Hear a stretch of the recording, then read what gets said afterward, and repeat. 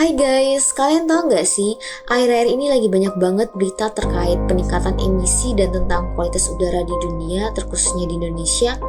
Nah, di video kali ini, kami akan menjelaskan dan mengupas semua hal terkait emisi, polusi, karbon, dan udara di Indonesia.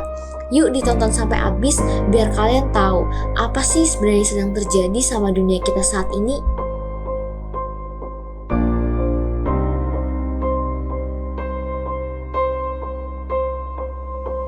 Kalian sadar gak sih, lingkungan sekitar kita saat ini lagi dipenuhi sama banyaknya kendaraan. Dan ternyata sesuatu yang tidak sehat sedang mengancam kualitas udara kita. Yaps, bener banget. Inilah yang dinamakan dengan krisis iklim yang disebabkan oleh manusia sendiri. Menurut IQAir, Indonesia memiliki rata-rata kualitas udara sedang sekitar 89. So ini miris, karena manusia seharusnya menghirup udara bersih bagi pernapasannya. Hal yang membuat kualitas udara kita nggak begitu bagus ialah karena banyaknya daerah industri, ekonomi, dan tambang. Sedangkan beberapa tempat yang masih asri mulai sedikit dan biasanya dijadikan sebagai destinasi wisata bagi turis yang nantinya akan menambah income bagi negara Indonesia. Nah, ternyata kondisi udara yang buruk ini memiliki dampak yang buruk juga. Di antaranya terjadi pemanasan global, yaitu peningkatan suhu rata-rata bumi. Jadi, kalau kalian akhir-akhir ini ngerasa udara makin panas, penyebabnya adalah pemanasan global. Selanjutnya, adanya hujan asam, yaitu fenomena di mana air hujan mengandung kadar asam yang lebih tinggi dari biasanya. Hujan asam ini memiliki dampak yang buruk bagi kesehatan dan lingkungan. Lalu ada HES. HES adalah kondisi cuaca yang terjadi ketika partikel-partikel kecil seperti asap dan debu menghalangi udara dan dapat menyebabkan masalah kesehatan bagi manusia.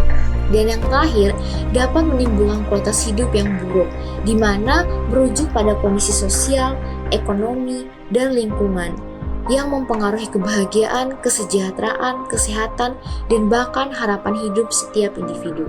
Karena permasalahan dari semua krisis iklim inilah ketergantungan manusia terhadap energi fosil seperti batu bara, minyak bumi, dan gas alam. Walaupun merupakan energi alami, tetapi energi fosil ini tidak ramah lingkungan karena penggunaannya memiliki dampak negatif bagi lingkungan dan iklim. Untuk itu, dengan segala inovasi saat ini, muncullah energi baru terbarukan yang lebih terjangkau dan ramah lingkungan. Dikarenakan sumber energi yang diperoleh dari sumber daya alam yang dapat diperbaharui secara alami dan tidak terbatas. Saat ini, kita perlu memiliki pemahaman dan melakukan tindakan secara global untuk menjaga bumi dan kualitas hidup makhluk hidup di bumi bersama.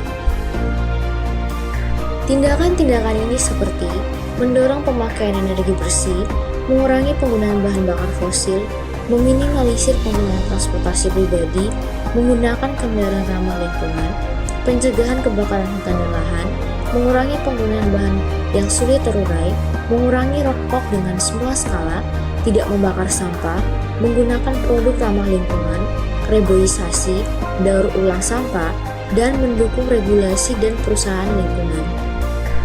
Selain itu, kita juga perlu melakukan tindakan untuk menjaga kesehatan diri, di antaranya memantau kualitas udara secara berkala, menggunakan masker di area berpolusi tinggi, menjaga gaya hidup sehat, menciptakan udara bersih dalam ruangan, memanfaatkan air purifier, dan rutin medical check-up, dan melakukan tindakan lainnya yang dapat melindungi diri dari kualitas udara yang buruk.